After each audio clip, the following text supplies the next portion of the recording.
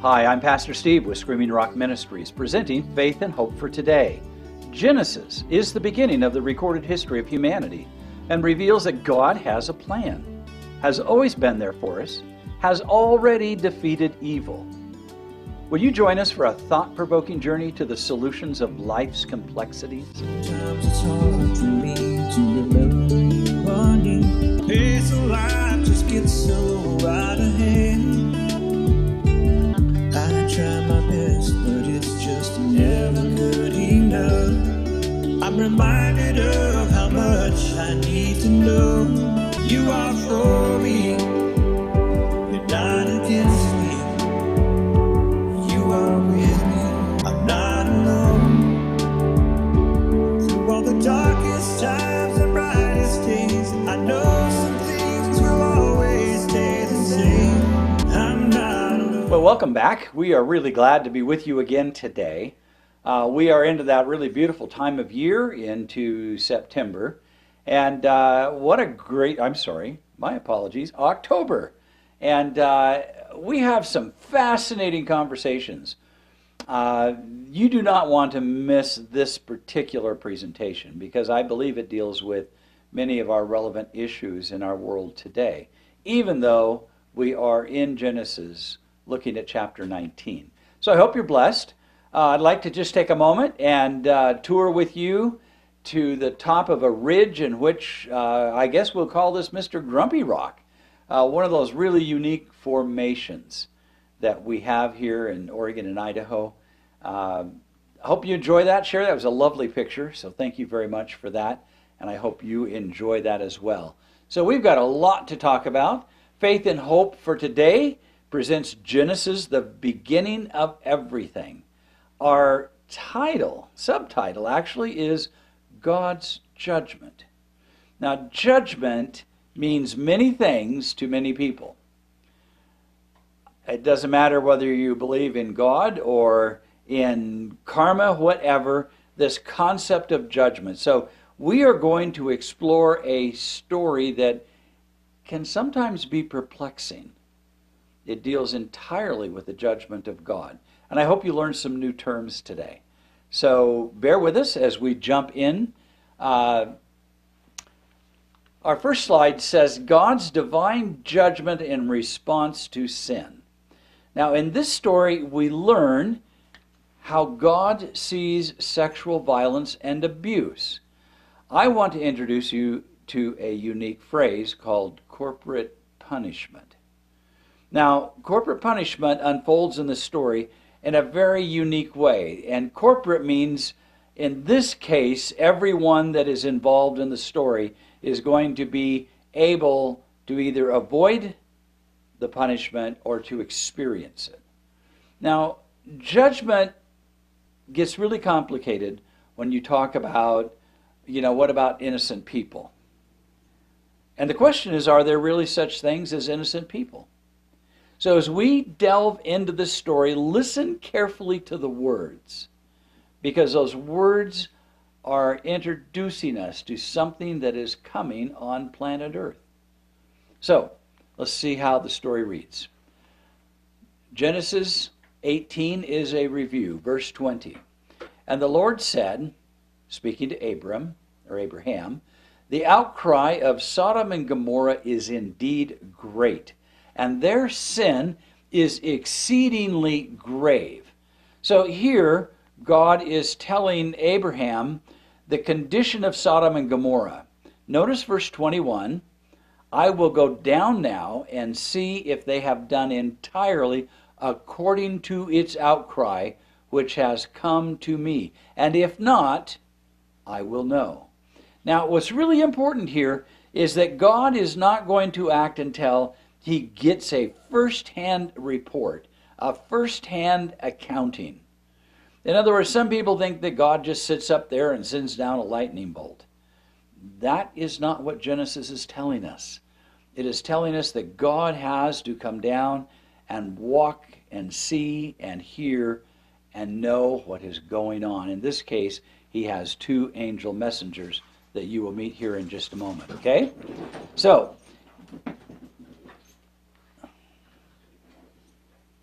Verse 1 of chapter 19, now 2 angels came to Sodom in the evening as Lot was sitting in the gate of Sodom.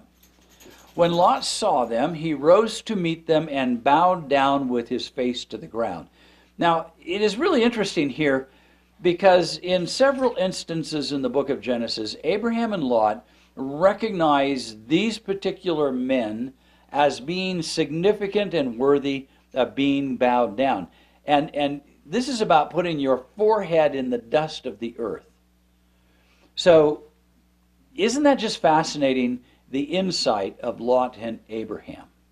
Pay careful attention to that as we develop the story. Now notice verse 2. And he said, Now behold, my lords, please turn aside into your servant's house and spend the night and wash your feet. Then you may rise early and go on your way. What is Lot saying? It's really best if you just come right now to my house. Come on in. Let me fix you dinner. And then leave first thing tomorrow morning. This is telling us that Lot is aware of the corruption in the city of Sodom. But notice how they respond. They said, however, no, we shall spend the night in the square. They wanted to publicly experience the city of Sodom. Remember, I said they want a first-hand experience. Now notice verse 3 of chapter 19. Yet he urged them strongly. So they turned aside to him and entered his house. And he prepared a feast for them and baked unleavened bread, and they ate. In other words, he put out a wonderful spread. They had a wonderful meal. Isn't it good to know that angels can look like us, act like us, and eat with us? Many have entertained angels unaware. And that's one of these really great moments for Lot. In verse 4, before they lay down, in other words, they were ready to call it a day and everybody was going to go to bed, the men of the city, the men of Sodom, notice the text now carefully, surrounded the house. Pay attention, both young and old, all the people from every quarter. Now, this is really significant because when I talk about corporate judgment, I want you to notice that the text clearly says that everybody in town shows up at Lot's house. Men, women, children, they are all there with expectations. In other words, they've seen this before, and their expectation, well, what they're about to do is not the first time the people of the city have turned out en masse to experience this. It says in verse 4, both young and old, all the people. Now, this is an important illustration of sharing in corporate sin. Everyone's participating. But please keep in mind, it is a micro story of the final judgment on earth, or of the earth. In other words, when we look at the judgment of God, those who may be saved and those who will be lost, I want you to notice in Sodom the corporate participation in evil, so that you understand that what comes later in this story is the justice and the fair judgment of God. It says in verse 5, they called to Lot and said to him, where are the men who came to you tonight? Bring them out to us that we may have relations with them. Now, this is the New American Standard Version, which is a very literal translation. The text clearly says that the men who are demanding these angels to come out clearly want to have sexual assault. They want to assault them. And who's there? Who is the audience? Who are the participants? Everyone from every quarter of the city. There is no one here innocent. Did you notice that? You need to be paying careful attention to that, because this is about sexual violence. But there's more to that than just sexual violence, if you're listening and if you are paying attention. Verse 6, but Lot went out to them at the doorway and shut the door behind him. And he said, please, my brothers, do not act wickedly. Now, Lot certainly does not want to participate in this. He certainly calls it wickedness. He calls it for exactly what it is. Men wanting to assault men, acting wickedly. There's no question about that in Scripture. There's no argument there. Verse 8. Notice this carefully. Please do not miss this. He says, now behold, I have 2 daughters who have not had relations with a man. Please let me bring them out to you and do to them whatever you like, only do nothing to these men, inasmuch as they have come under the shelter of my roof. Now, you could say that's really offensive, because why is he sending his daughters out there? Well, I'm going to say 2 things. One, I'd like to assume that he really felt these men would not want to assault his daughters. That probably would have already happened, because they live in the city already. And they really wanted men wanting men, and so offering the daughters might have been a fairly reasonable thing for Lot to understand exactly what he was doing. On the other hand, maybe he put the welfare of these 2 godly men, these messengers of God, if you would, these angel messengers, maybe he was willing to sacrifice to protect them, because he knew what was coming. But they said, stand aside. Furthermore, they said, this one came in as an alien, that's Lot they're referring to, and already he's acting like a judge by calling them wicked. Now we will treat you worse than them. So they pressed hard against Lot and came near to break the door. They were going to break into the house, take Lot and the men who came to visit him. So you can see the violence is building here. The tension is incredibly intense in this story. But the 2 men inside, the angels, reached out their hands, brought Lot into the house with them, and shut the door. Now you say, why do you call them angels? Well, listen carefully. They struck the men who were at the doorway of the house with blindness. Only angels can do that, both small and great.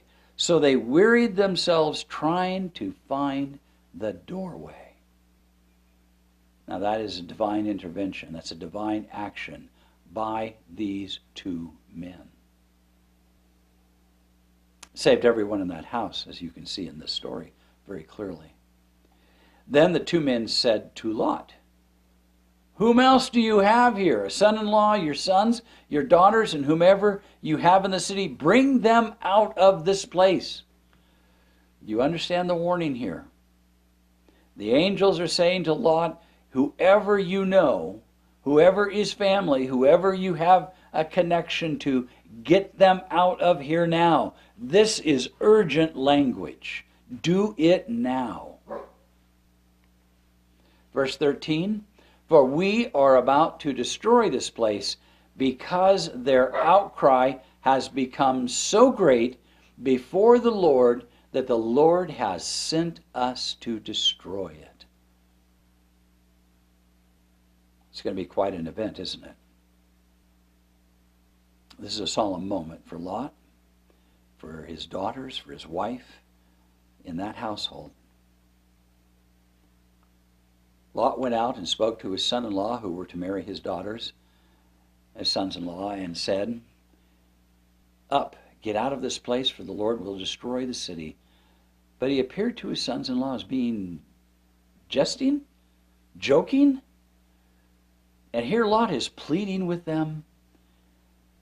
How often do you talk to someone you care about? You tell them how important it is to know the Lord, and they just brush you off. This reveals the condition of the city of Sodom, as it surely will reveal the attitude of man at the end of time. they'll just think religion is a joke, or the judgment of God is something that's humorous. Verse 15. When the morning dawned, the angels urged Lot, saying, "Take up your wife, your 2 daughters who are here, or you will be swept away in the punishment of the city." Now please pay attention to this carefully. This is urgent. This is not a casual conversation. Like, go ahead and pack your things and let's go for a trip. It is not that kind of a story. But notice Lot. He hesitated. Did you hear that? Please note. So the men seized his hand and the hand of his wife, the hands of his 2 daughters, for the compassion of the Lord was upon him, and they brought him out and put him outside the city. In other words, they had to literally take hold of him and march him out the gate of the city. Because it just still has not registered the urgency of the hour. Now, I'm just going to say this. I think there's a huge amount of Christians in this world today who are oblivious to the urgency of the hour of the Lord's return. And Lot becomes this profound illustration as a man willing to hesitate on the eve of destruction. They had to be dragged out of the city. Did you catch that? It's a profoundly important story. Verse 17. When they had brought them outside, one said, "Escape for your life. Do not look behind you. Do not stay anywhere in the valley. Escape to the mountains, or you will be swept away." Flee to the mountains. It's the only place that's safe. Now, I hope you assume that Lot just said, "Come on, family, let's head to the mountains," right? Well, there's more to the story. But Lot said to them, "Oh no, my lords, wait a minute. The city's going to be destroyed. Get to the mountains, it's the only place that's safe." And Lot says, "No." Verse 18 is a fairly short verse. You cannot miss that. "No, my lords. Now behold, your servant has found favor in your sight," he continues. "You have magnified your loving kindness, which you've shown me by saving my life. But I cannot escape to the mountains, for disaster will overtake me and I will die." Wait a minute. Didn't they just say, Lot, if you flee to the mountains, you will not die? Did you catch that? It's like, Lot, you're just a little slow to catch on the urgency of the hour. But can I be so bold to ask you about the urgency of the hour for you personally? Do you have a sense of urgency for the hour in which we live?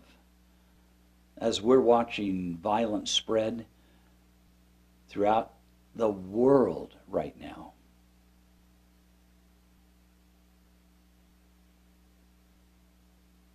in the Middle East, in Israel right now, well over 1,000 people and more are dying while we are talking as war has been declared.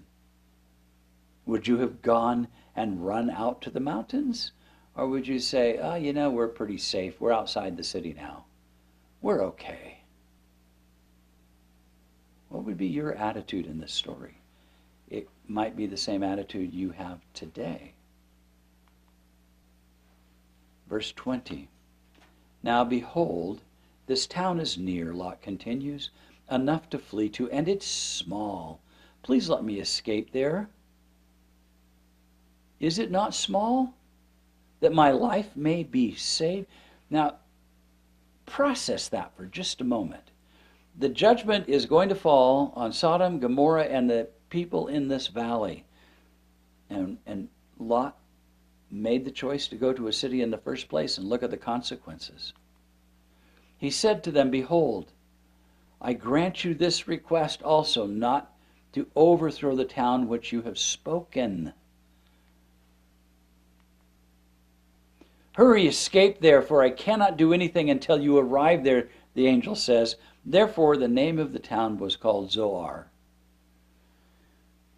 These angels must have been a little bit frustrated. Makes me wonder how frustrated they might be today with you and me. It says the sun had risen over the earth when Lot came to Zoar. So again, Lot chooses a city rather than the safety of the mountains. In Matthew 24, notice what Jesus said. The same thing these angel messengers said. Jesus said, those who are in Judea must flee to the mountains. It's the same message. There is a time when that is where safety lies, when the judgment of God falls.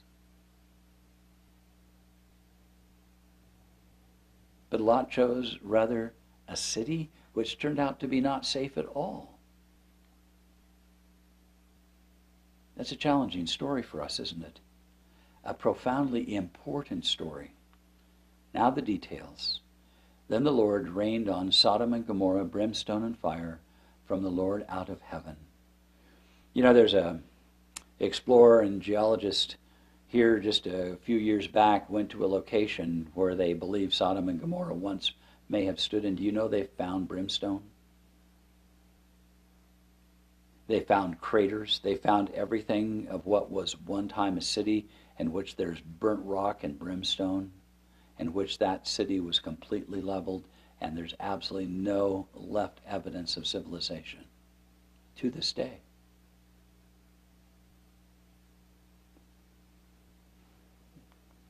Verse 25. It says, he overthrew those cities and all the valley and all the inhabitants of the cities and what grew on the ground. So we're talking about this participation in corporate sin or a corporate judgment. There were no innocent people here. What was happening in Sodom and in Gomorrah and the people in this valley was that they had all became part of this corruption of violence. So who was making the cry? Well, I would assume that it would be the children, those who maybe had run for their lives. Maybe they were even being hunted like Lot was at the door of his own home. Maybe it was those who were suffering in the cycle of abuse, then joined the abusers. But that suffering of humanity, God is hearing even to this day on this planet, those who are suffering injustice and violence and sexual assault. And God has a heart to bring about a judgment to eradicate that evil, not just from this earth, but from our universe.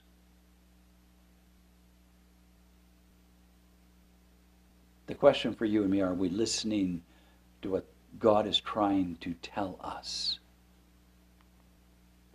It says in verse 26,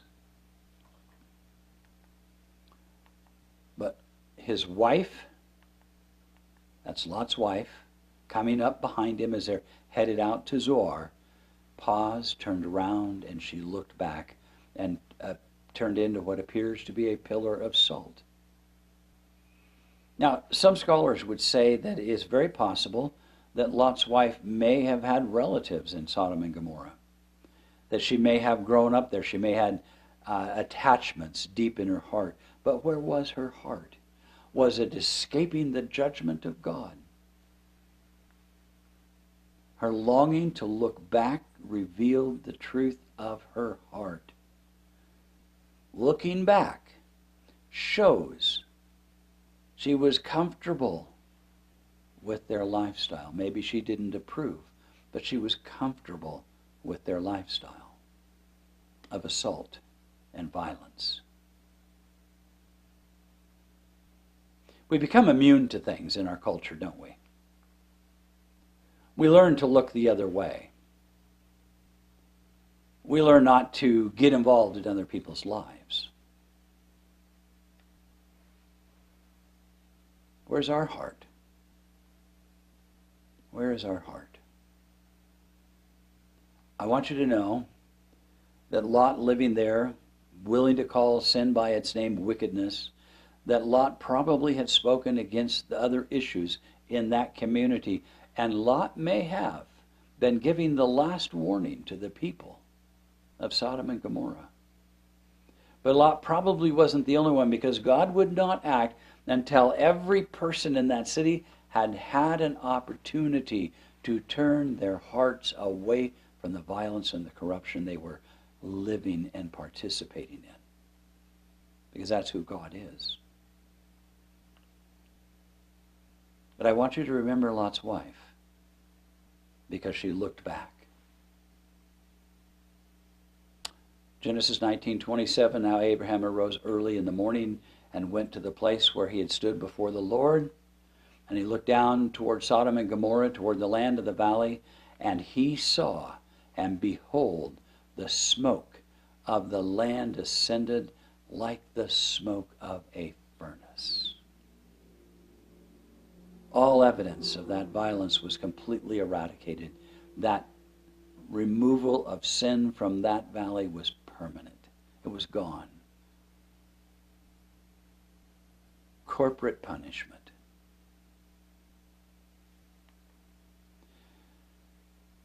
Thus it came about, when God destroyed the cities of the valley, that God remembered Abraham and sent Lot out of the midst of the overthrow, when he overthrew the cities in which Lot lived.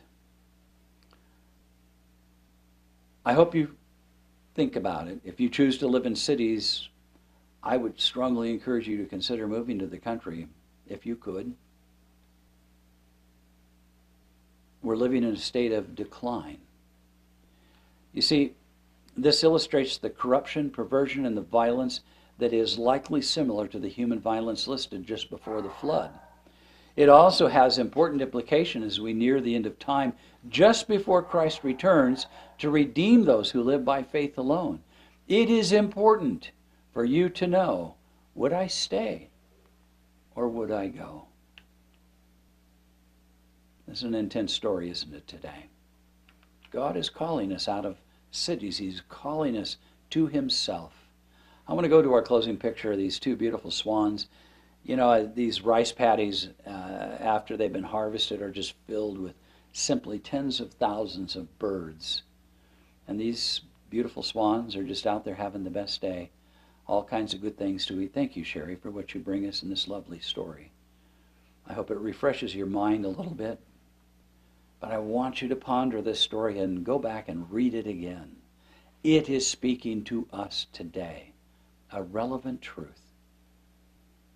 Hope you come back next week. We have another intense presentation. Thank you for watching today. Our email address is screamingrockministries@gmail.com, or drop us a note to Screaming Rock Ministries, P.O. Box 5622, Twin Falls, Idaho 83303.